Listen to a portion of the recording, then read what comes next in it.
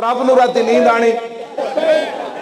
मैं तुहाडे नाल सच्ची गल कर रहा, है हसन वाली बात नहीं।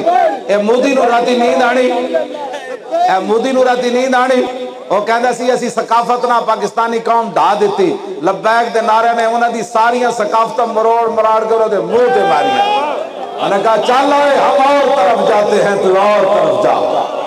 क्यों जी? ये तो पूरी उम्मत मुस्लिमा क़यामत तक परेशान, साडा एहसान मंद रहे। बल्ले बल्ले बल्ले, लब्बैक या रसूल।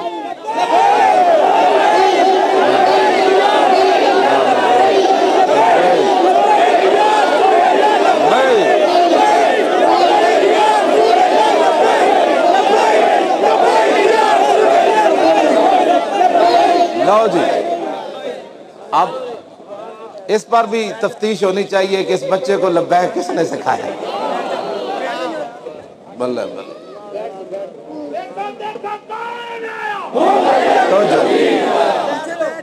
तो बैठ जाओ जी, बिस्मिल्लाह। ये तब्दीली है।